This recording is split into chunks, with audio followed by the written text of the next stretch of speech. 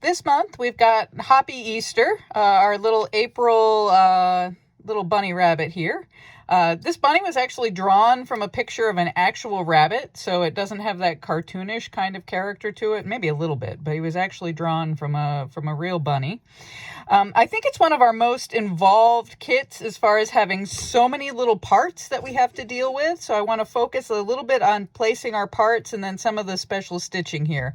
I'm not going to go over our blanket stitching because so many other videos go through that. So if we look here at our little placement diagram, I've tried to give you some guidance on what you should put down when, but I'm going to talk you through that here with our little blank circle. So you've got all of these different bunny parts.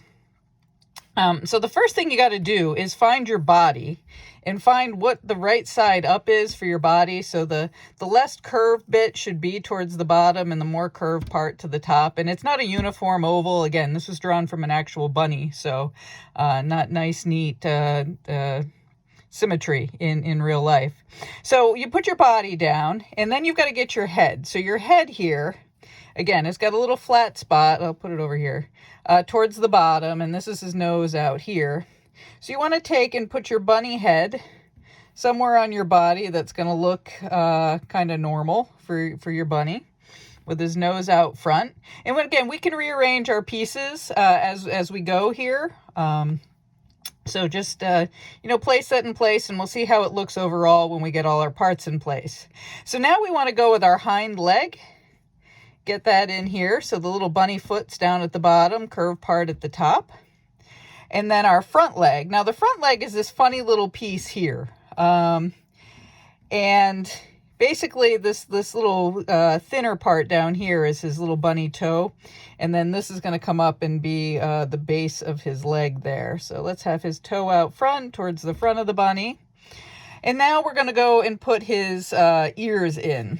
So his ears are actually different, although I don't think it makes too much of a difference when you place them, which one goes where. I'm going to take this one, and you want to take the behind ear and sort of stick it under his head. Oops. Have you noticed yet that when you try to touch felt and your hands have dry skin on them, your felt just keeps moving on you? That's super annoying. All right, so the back ear has got to tuck under his head. Then his front ear goes in front of that. And then we look at our bunny and say, okay, does this look like a bunny? I actually think he looks pretty good. I might move this ear a little back there, this one a little more forward. But overall, I think he looks pretty good. He might be a little off center. All right, so there is our main pieces of our bunny. And then we have some additional pieces that we need to put on here. So we have this little white piece and this little white piece. So the narrow white piece here is the inner ear. Now, remember, with these white pieces, it's critical to make sure that you put the webbing side down, and that's easiest to do by feeling them. The side that has the webbing on it feels a little rubbery, and the felt feels soft. So make sure that you've got the webbing side down. We want to put this with the pointy part down in his ear here. And then we want to take and put his tail. Again, this is not a round little bundle here. The less round side is going to go towards his body. If you need to, maybe you want to tuck it a little bit under his leg here. Get his little bunny tail on there. This piece wants to keep moving. I actually think I'm going to move his ears back a little bit here. All right, so there is his inner ear and his tail. Now, this little black guy here is his eye, so we want to put that in place on his head. And then the three little multicolored things here are supposed to be Easter eggs. I took, and I always put them kind of in a little bundle towards the front. Now, when I laid out my bunny, I didn't necessarily leave myself enough room for this, so I may have to move him up. And it doesn't really matter which arrangement you put them in. Now, when all of these blocks and ornaments were designed, they were originally designed as blocks, actually, and they went into my mini quilt kit. So adding these eggs and these colors was actually to pick up colors from the rest of the quilt, if you're wondering why I made the selections that I did. Now I've touched the ears and they've gone all weird on me because my very dry hands. Gotta love that hand sanitizer. It takes all the moisture out of your fingers. All right, so I take the eggs and put them down in front. You could take and you could place them around if you wanted to. You could leave the little eggs off if you didn't like them. I'll put them in place because of what we got going there. My bunny ears are now making me frustrated. And I'm actually gonna see. Come on, bunny ears. Let's get my white in place first. Stay there. Put my back ear in. I leave these things in, by the way, when we're doing these videos because I encounter the very same issues that you are going to have. So me editing them out doesn't really do you any favors.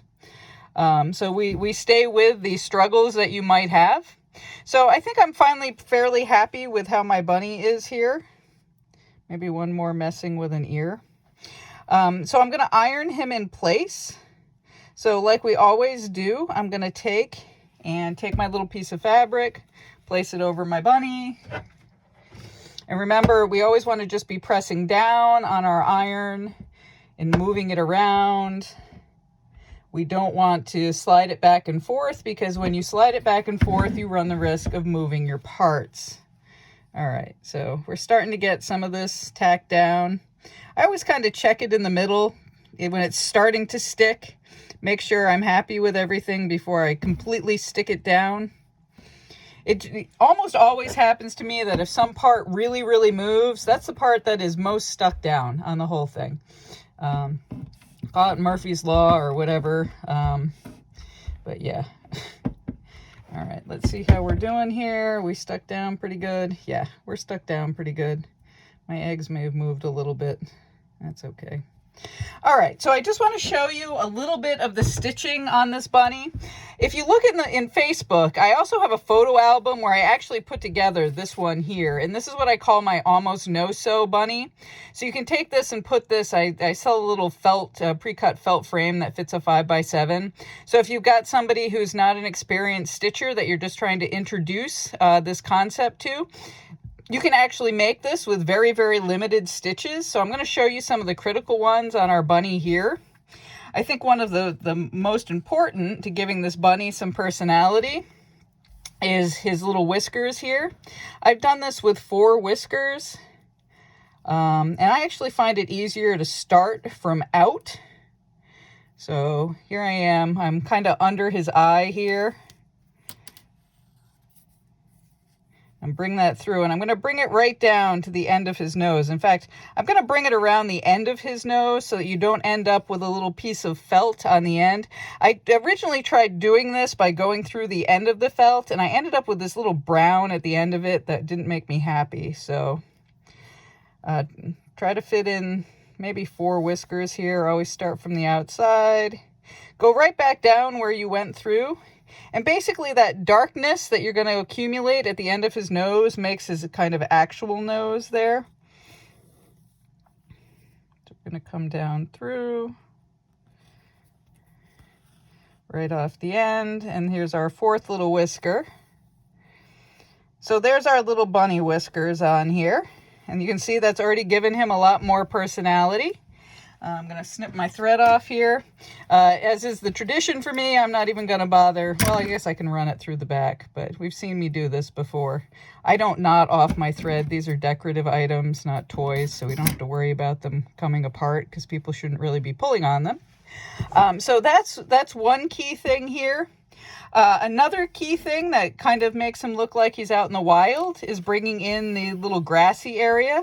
And again, these are just nice long straight stitches, and you can do these anywhere you want, as many little pieces of grass. So again, I start from away. Now, these stitches are funny. It always feels like they're going to be bigger than they actually end up turning out. So make them a little bigger than you think they should be. It's kind of deceiving that way. So again, starting from away, coming back down in the same little hole. See that one? It looks so much shorter. It's harder to see here. Let me see if I can get this closer.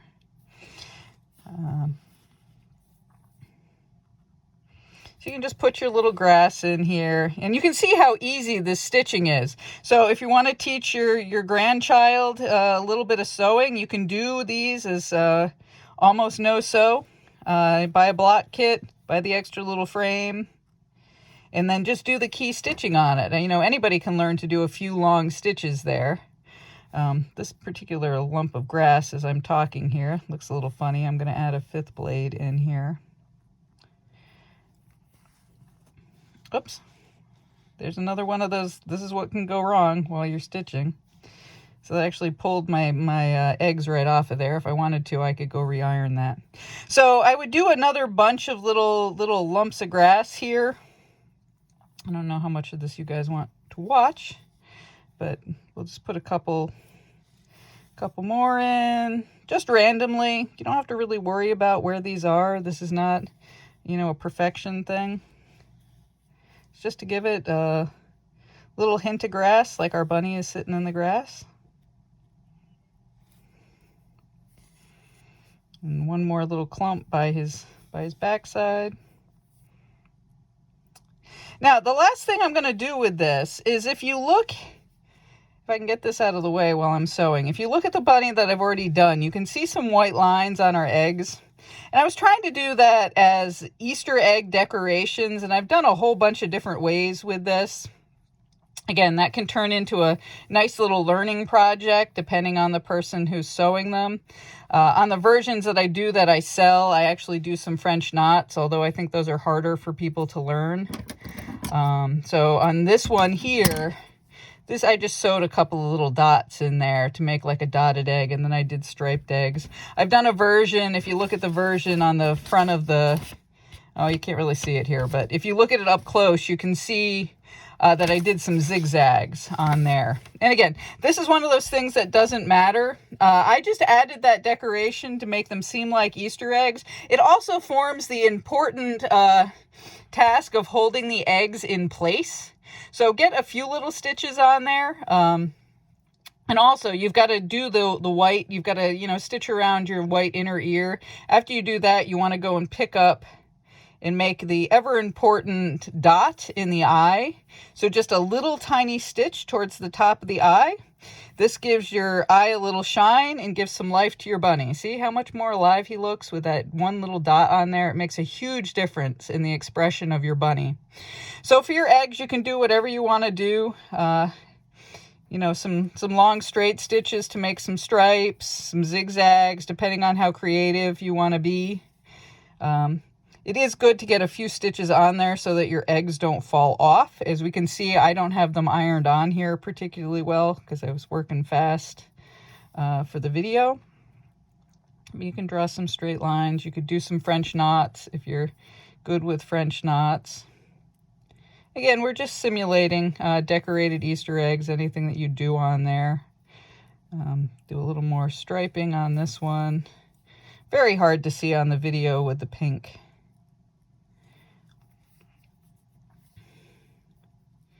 I'll do something on my darker purple, so hopefully it'll show up better.